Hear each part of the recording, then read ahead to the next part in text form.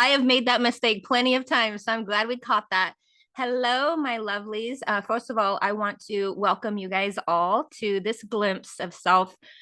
Self is a program that came to me a couple months ago, and it seems like every day I am getting more and more and more information to teach about ourselves and who we actually are. So tonight I'm going to ask that no matter your background, where you're from, what you've thought about yourself in the past, that we come to this space with an open mind.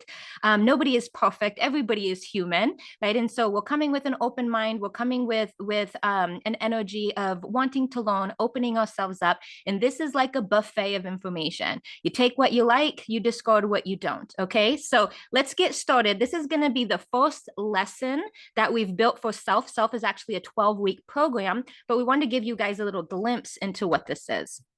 So we're going to start off by defining self. This is part one. Okay, so we exist on multiple planes of reality. We actually exist on 7 different realms of reality. And this is actually seen in many different religions and cultures around the world. I was actually quite surprised when I started researching this, how many different places around the world actually acknowledge that we're existing on multiple realities, not just the physical plane.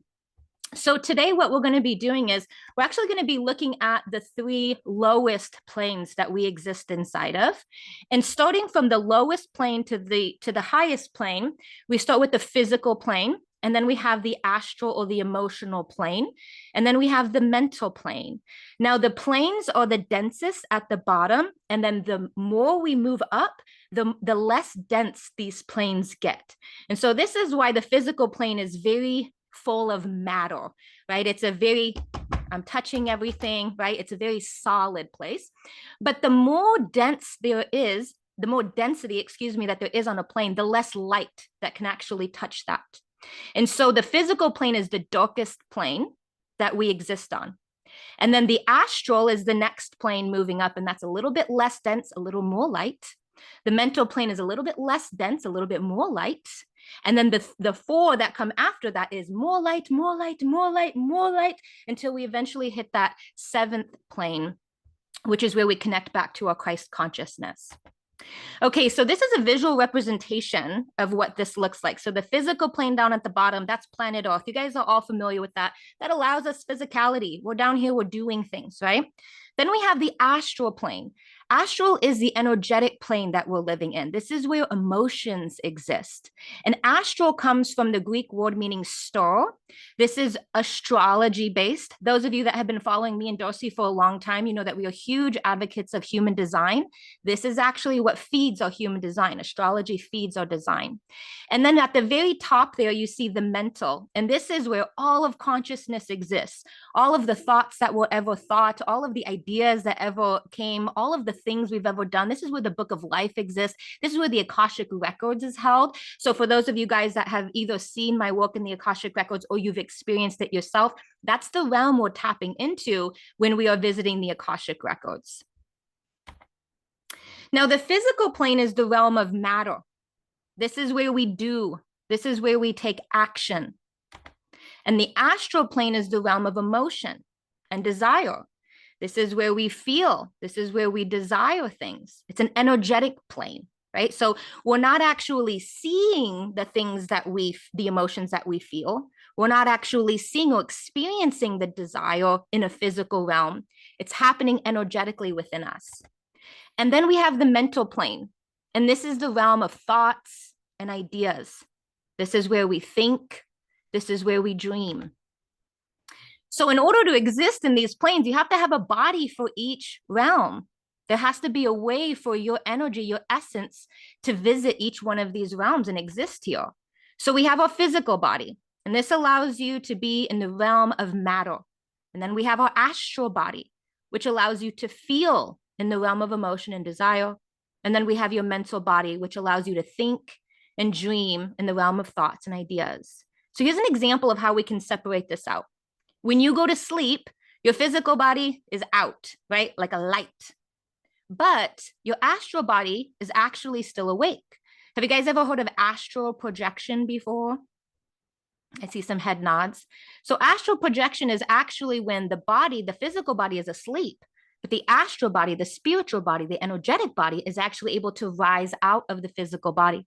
Monks have been doing this for centuries, where they will put their physical body to sleep, but then they will allow their astral body, their energetic body to come out and then be in meditation, go visit people, learn. It's really interesting when you guys start researching what monks do inside of that astral space.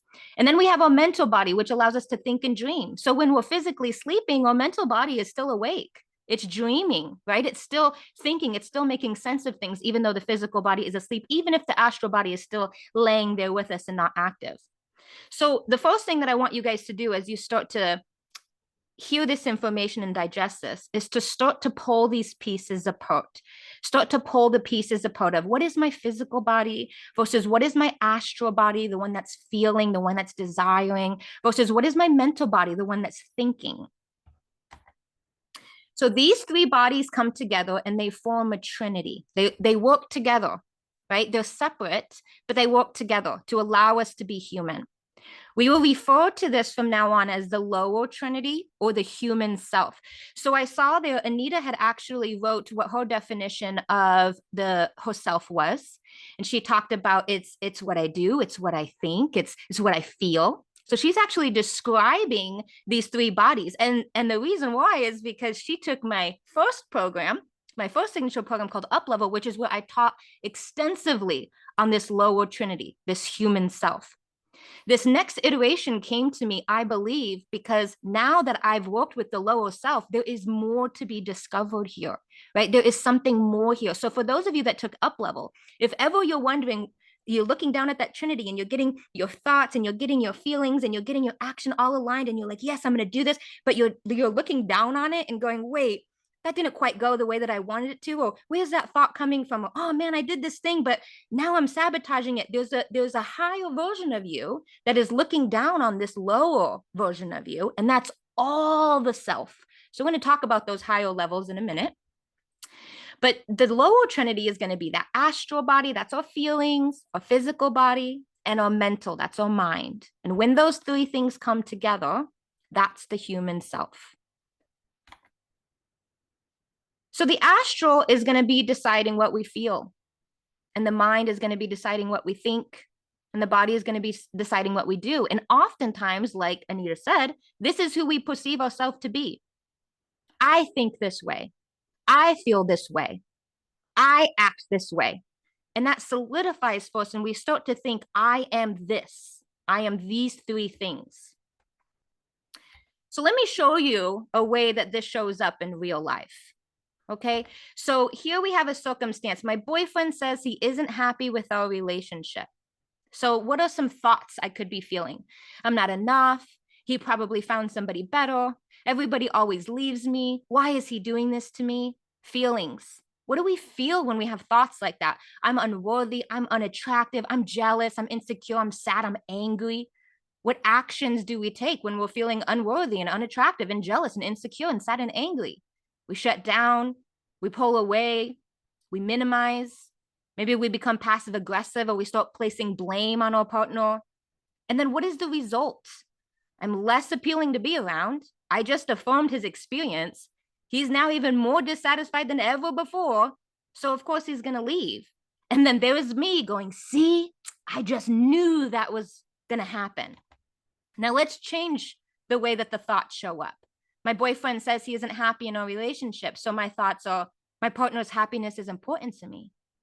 I am so happy that he felt safe enough to express his feelings before resentment set in.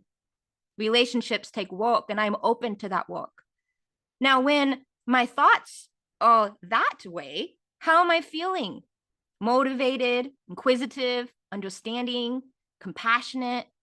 And then what are my actions when I'm feeling that way? I'm going to lean in. Maybe I find resources to help us. Maybe I ask questions to further understand what it is that my partner is feeling. And the results are that we're more connected. We increase dialogue. We work through and resolve conflict. We are both happier with our relationship. So when we're looking at this, this is really allowing us to see why it's so important that our trinity is healthy. Because what we think, and how we act and what we feel is all manifesting and attracting certain life experiences towards us. So when we look at this trinity, this physical and this emotional and this mental, we tend to look at these cycles. What I do impacts what I feel, impacts what I think, impacts what I do, impacts what I feel, impacts what I think. And so it's very easy for us to start to think of this as like a 2D experience, but it's not. It is a 3D experience. First, we are experiencing the physical. Then we become aware of our emotional body. And then we become aware of our mental body. So think of a baby. My son just turned 2 years old yesterday. Happy birthday, Gabe. And the very first experience he had on this world in this lifetime was physical. He was born, right? Came out as a baby. And then very quickly, he became aware of his emotional body. This is the body that has desires.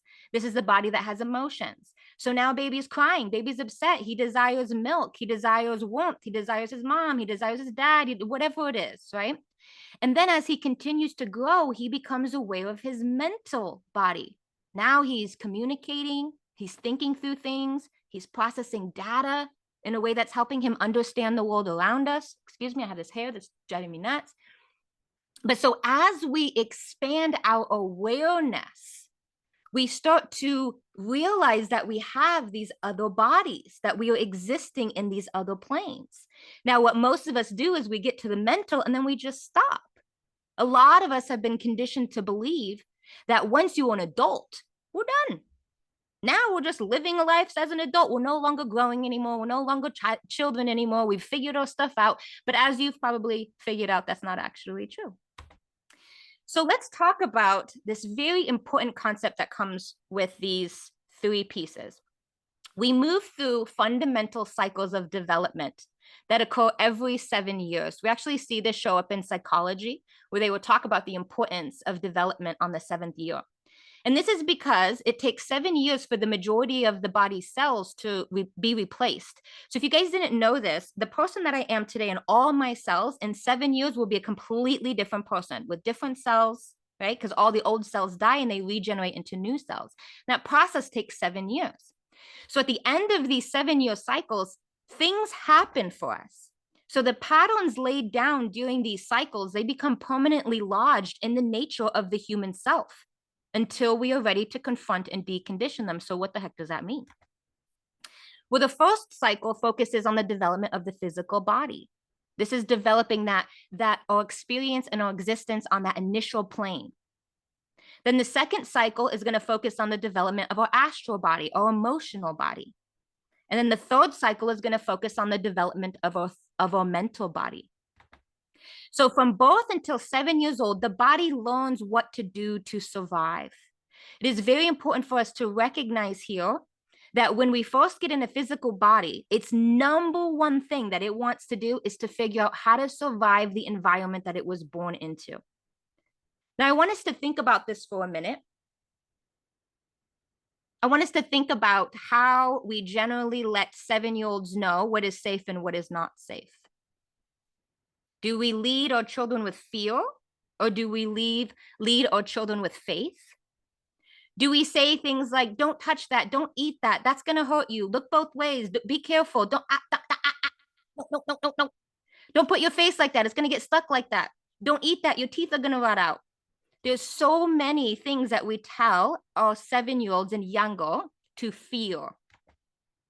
Now, in the physical body, our sacred runes manifest as contractive physical reflex. So from the time we're born until 7, our physical body is trying to decide what is safe. And when it comes in the face of trauma and our sacred wounds, which come from our generational curses, it's in our DNA, they're going to manifest as contractive physical reflexes. So what that is that's like the knee-jerk reaction. It's like, what do you just do without even thinking? What is the animalistic tendency in you to keep you safe? This is fight, flight, freeze, fawn. This is knee-jerk reactions. This is the kid that the moment you say something, they slap you without even realizing because they've learned that fight is how they stay safe. Or the child that immediately shuts down the moment something gets scary because they've learned that freeze is what's safe. Now, from 8 until 14 years old, the astral learns what to do with its emotions and its desires. In our energetic bodies, these sacred wounds manifest as specific emotional defense mechanisms. So between the ages of 8 and 14, whatever trauma and patterns you've laid down, they become emotional defense mechanisms. Some examples of this is projection. That means if I'm insecure and I'm feeling insecure, I'm going to project that on you. It means if I'm insecure, I'm going to say that you're insecure, that you're cheating, that you're doing X, Y, and Z, right? Denial. This is where I'm just like denying that I even feel anything. What emotions? Huh? No, I'm fine. I'm cool. Repression. I'm going to stuff them all in. I'm still feeling them, but I'm going to stuff them and repress them and not let anybody see. Humor. I'm just going to make jokes about it. I'm just going to, like, instead of feeling my emotions, I'm going to make dark, humorous jokes about it. There's multiple different mechanisms that you can have here. Okay, and then from 15 to 21 years old, the mind learns what to do with its thoughts and its ideas.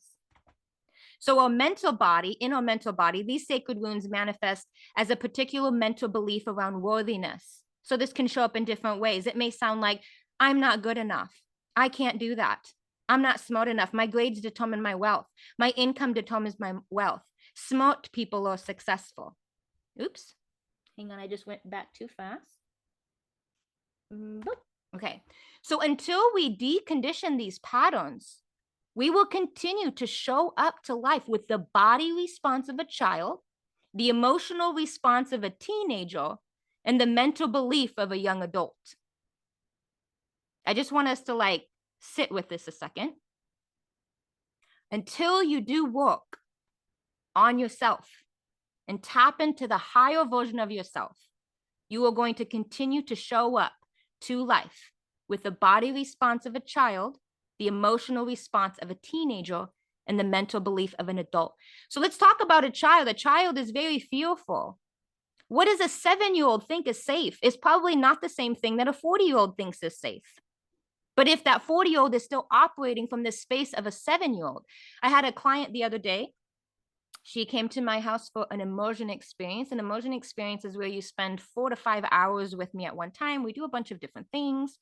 And when I was with her, she was telling me about an experience that she had with her husband earlier that week. And she said that she was sitting down at the table and he starts to tell her something. And her husband has a very low voice. It's kind of a booming voice, right?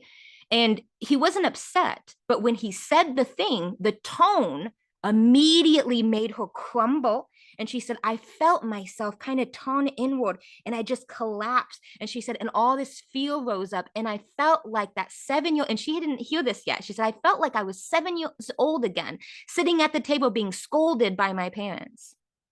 And she had that physical reaction. Why? Because her body is still deciding what is safe and what is unsafe based on what was safe and unsafe when she was 0 to 7 years old. Now, the emotional response of a teenager, she said, even though I felt like I was cowering in, she goes, I just wanted to be like, fuck you. I want to do what I want to do, right? Because the emotional response of a teenager is to fight back. The emotional response of a teenager is to, at least for her, right? It was that experience. Everybody's experience is going to be different because it's based on you as a 7-year-old, you as a 14-year-old, you as a 21-year-old. And then the mental belief of a young adult. Man, my husband's upset with me, so obviously our marriage is failing and I'm failing because I'm a failure and everybody else has great marriages and I'm not. That's what 15 to 20-year-olds do. They constantly compare themselves. They constantly look at other people. They constantly wonder if they're enough. They're graduating high school. They're moving into college. They're trying to figure out what they're going to do for the rest of their life. There's all this pressure to be better than everybody else, to make more money than everybody else, to make your way in life, to figure it out. And so she's still thinking from that mindset, but she's still emotionally reacting from the 14-year-old mindset, but she's still physically reacting to the 7-year-old mindset. Oops, I hit the wrong button again. Okay, so this isn't just any child, any teenager, or any adult. It is you as a child. It is you as a teenager.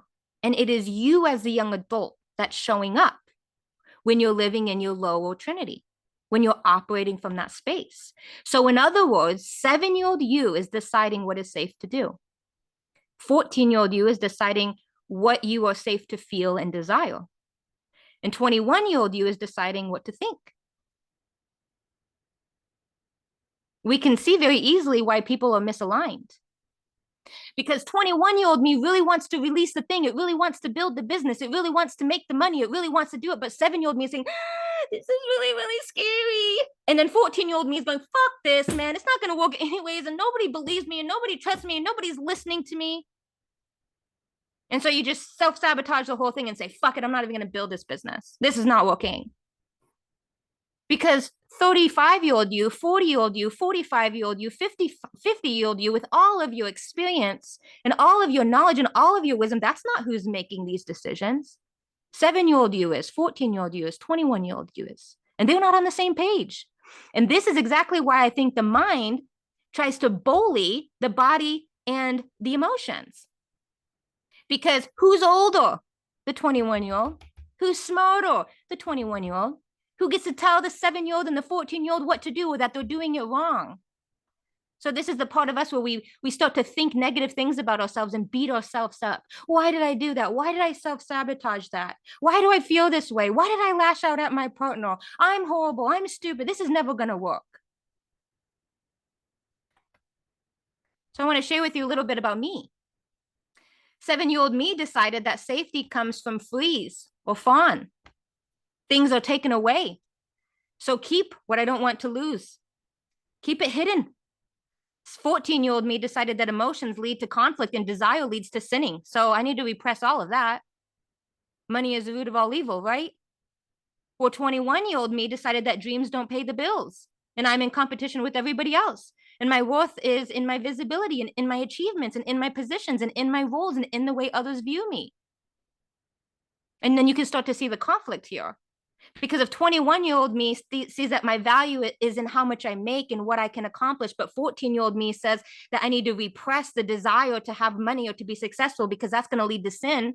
But then 17-year-old me wants nothing to do with it because visibility is scary and wants to hide because when I was visible as a child, I was abused. So you see these patterns start to control us. These smaller versions of us start to control us.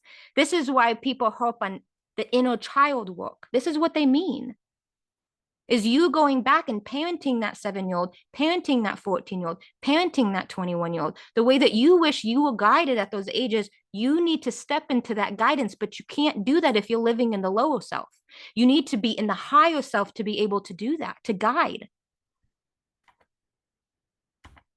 Okay, so there is a version of you that can observe what your body is doing, what your astral is feeling, and what your mind is thinking.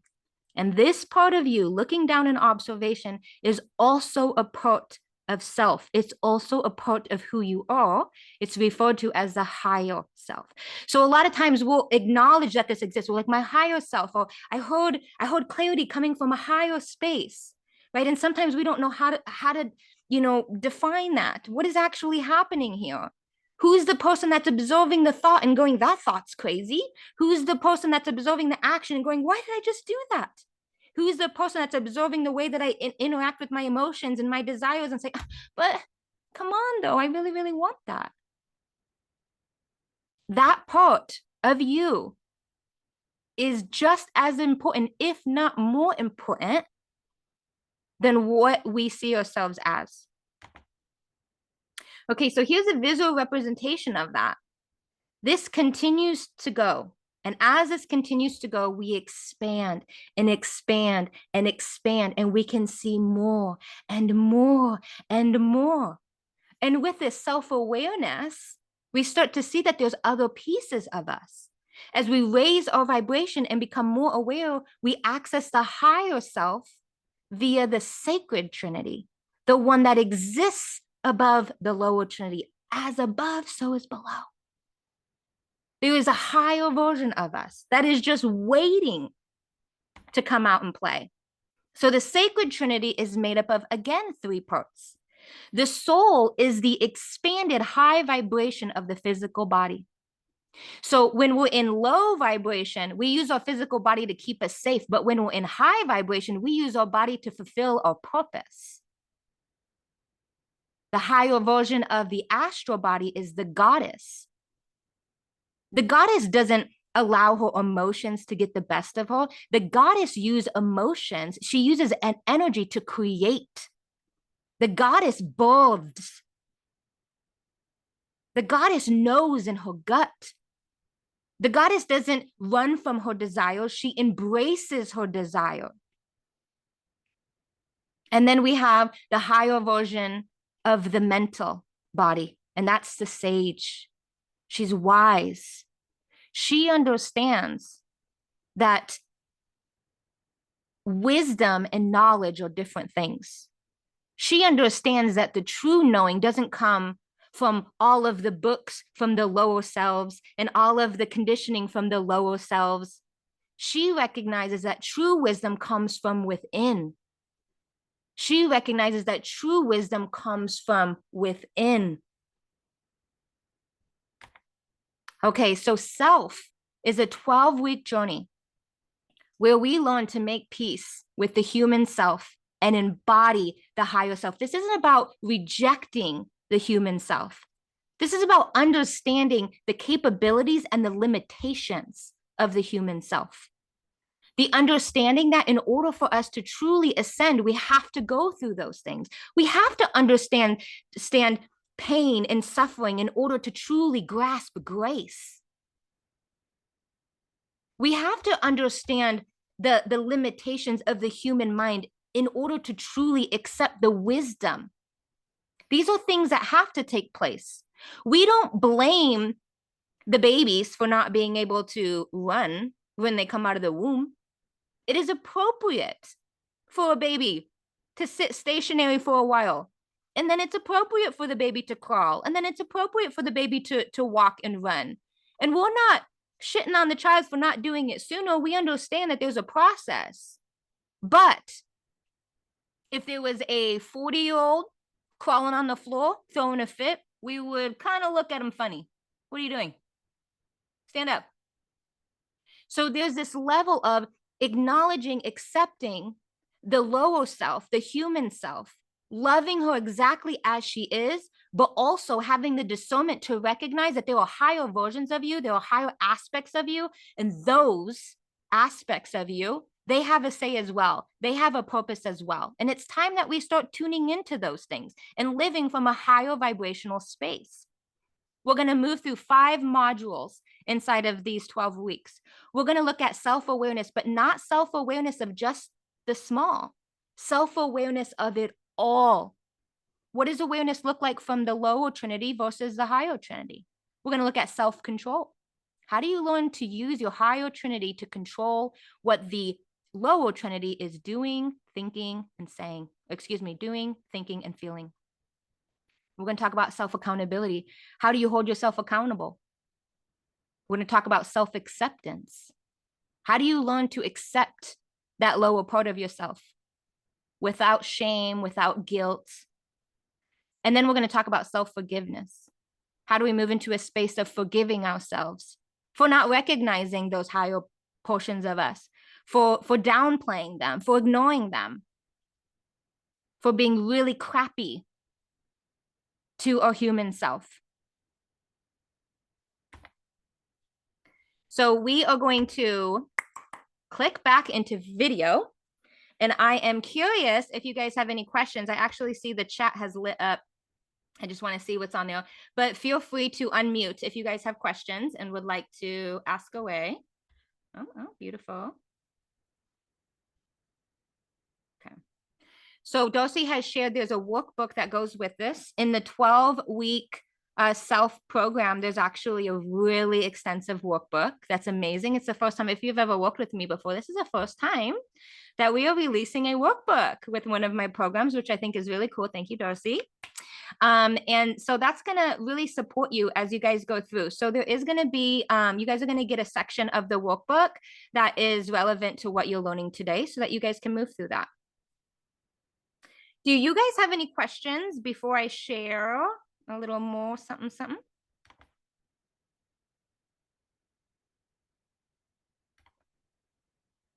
No questions?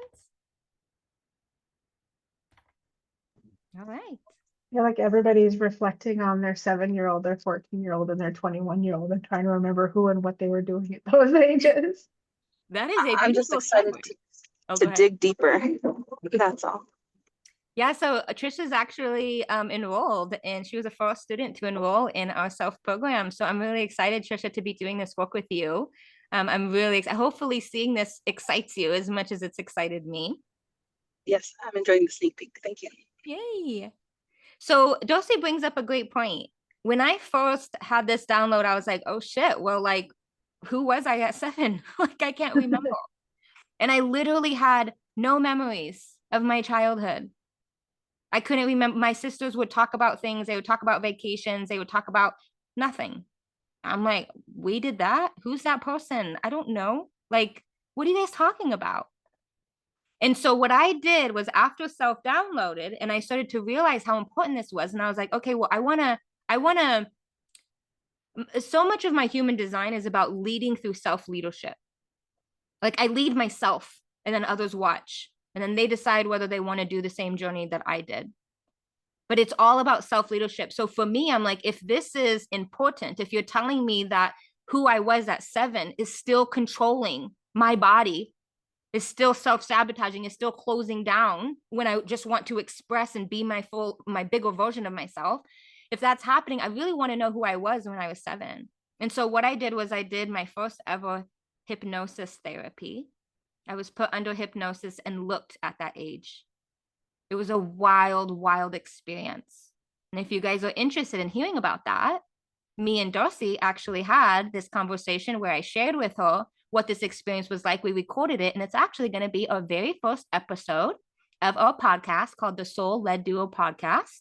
So that is actually already up. It is already there. So you could get off this call right now and you could go and you could listen to that experience. But what I learned made so much sense because for somebody who has done so much work, I'm talking about myself here, for somebody who has done so much work around changing my thoughts to more positive thoughts about changing the way that I feel about emotional regulation. If you took up level is all about reaching for the next best thought, and it's all about reaching for the highest vibrational emotion. And I worked on those two things for so long. And what I was noticing was even when I could get my thoughts on board, even when I could get my feelings on board, for some reason, I kept shutting down over and over and over again as if I felt I wasn't safe. And referring back to 0 to 7 years and seeing the things that took place in my life and the things that solidified in me, the beliefs that solidified in me about what was safe and what was not, it all makes sense why the little girl in me and my body completely shuts down every single time I want to do something big. And so I learned a lot. I'm not going to give you guys all the details. You have to listen to the podcast for that. But this is some of the work that we're going to be doing inside of self. Who were you at 7? Let's talk about it. Do you need to get a hypnotic session too? Hey, maybe that's what you need to do.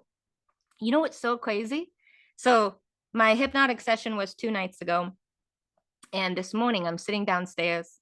My daughter's there, my husband's there. And my daughter says something about, I can't remember my kindergarten teacher's name because it was really hard to pronounce, but every other teacher I remember. And I said, oh yeah, Mrs. Maddox. I was talking about my kindergarten teacher. I was like, I remember my kindergarten teacher. Her name was Mrs. Maddox. And I went like this, like, where the fuck did that come from? And both my daughter and my husband looked at me, and my husband says, you don't remember anything. I was like, I know.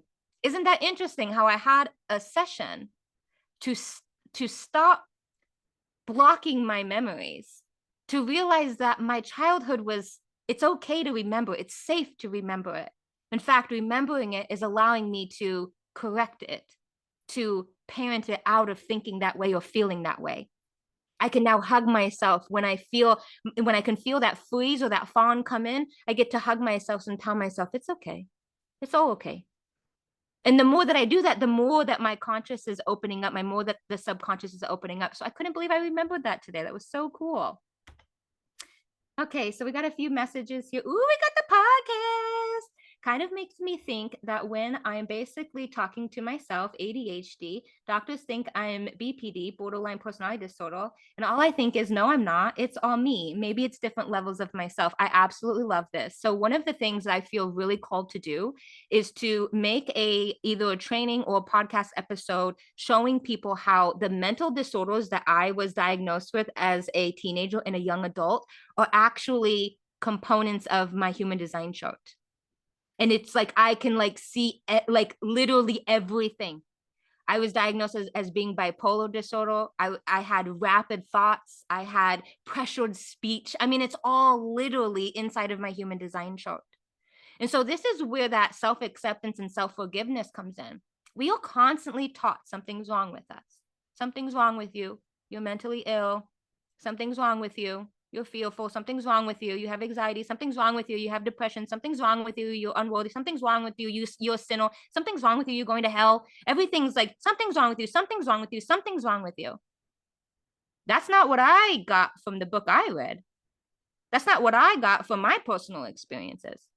That's not what God tells me when I sit in meditation and prayer. So where's all this fear coming from? Where's all these labels coming from? Where's all this lack, something wrong coming from? It's all fear, because guess what? Guess what? I'm about to blow your mind.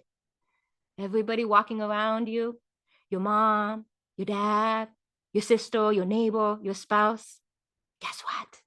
They are still walking around as 7-year-olds too.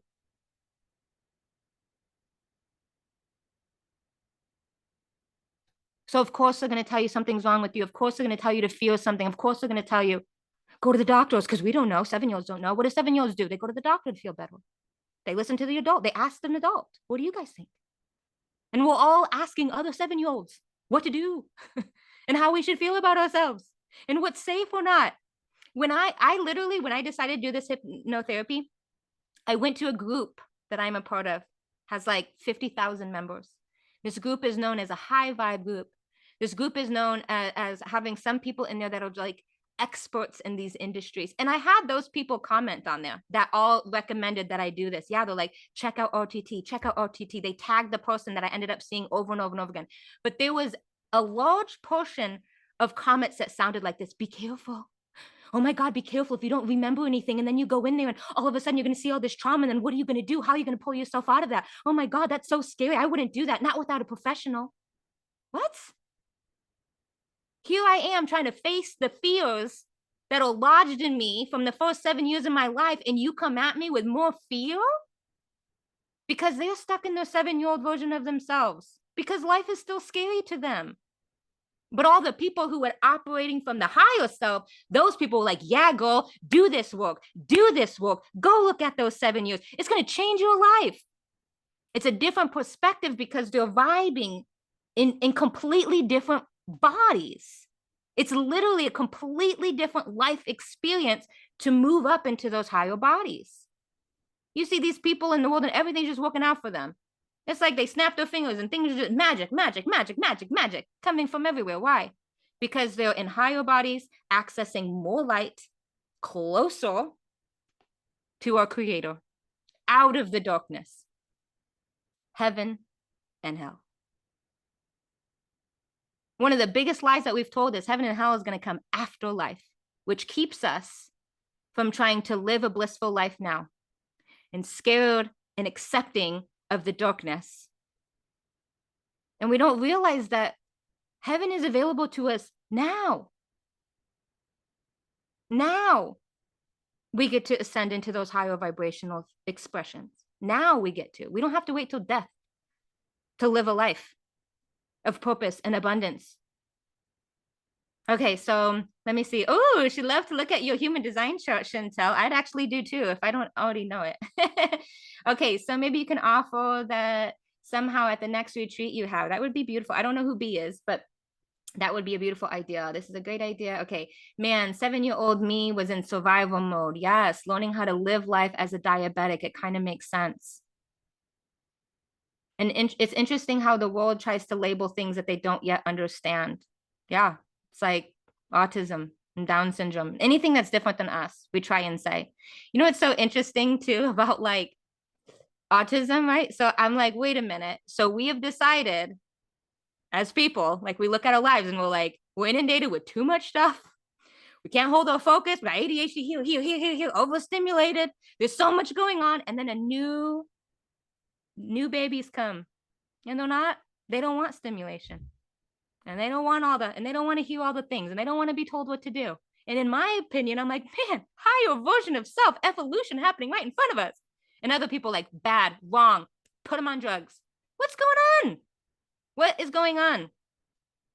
I felt what you said too so much. I have wanted to open my own business for a long time, but I always talk myself out of it, even if I am so on it the day before. Yes, this happens so often. When you guys listen to the podcast about what was going on with 7-year-old me, you will see how like every single time God gave me a gift, why I squandered it and hid it away. It will make so much sense when you listen to that podcast. But I noticed myself doing this over and over and over again. God would give me such a beautiful thing, and I just shove it back down and say, no, I don't want to say that. I don't want to say that. Like, I say that in public. No way. All right. So let's see here. All right. If you're interested in self, we got this out. Oh, hello. All right. So, do you guys have any other questions before we give you a little? Awesome. Okay. So we would love, did you already send out the graphic, Darcy? Yes, correct. Beautiful. That went out in the email. Okay. So in the email that Darcy sent out, there was a really pretty graphic. And it says that today I got a glimpse of self. If you are game, we would love for you to post that on Facebook, tag me and Darcy, and just give a little snippet about what you're taking away from today's class. And for everybody that does that, we are going to have a drawing. To be quite honest, we don't know what the prize will be. We just decided last minute before we logged on that we wanted to do this and have a fun little game with it. So we will blast out an email and let you guys know what that, we'll talk right after this and what you guys will win if you're selected. But if you want to enter into the drawing, post that, tag me, tag Darcy. I think most of you guys are my friends. Add Darcy if you need to. Tag us in there and just say, this is what I learned today. I can't wait to hear your reflections. Yeah, I'm really excited about it. If you're more comfortable sharing deeper reflections in like privately, we'd love for you to either email us back at that email address that you got from Darcy, or you can, that way we can both read it. Or you can reach out to us in private messenger, or if you're close to me and have my phone number, whatever. But we'd really love to hear what you guys are thinking. We'd love to hear how this is resonating with you. We are very excited to continue on. We have so much more to share with you guys. And whether this is going to be something that you take now or whether you take later, we are going to be offering this. This will be a signature program. So we're going to be offering this continuously, so because we feel really passionate about this work. So we love you guys. We appreciate you guys. Check out that podcast. Let us know what you think. Subscribe. I can't believe we finally got a podcast. Sure did. And post those pictures and let us know what you guys think. Darcy, do you have anything else to add before we go? I don't. Actually, I do. We had a couple people, late joiners. We are just concluding our session for today. The recording will be going out in email. It will also be posted on the self page out at darcyandsarah.com. Thank you so much for joining us tonight. I love you. I'm so excited. Bye, guys. Bye, guys.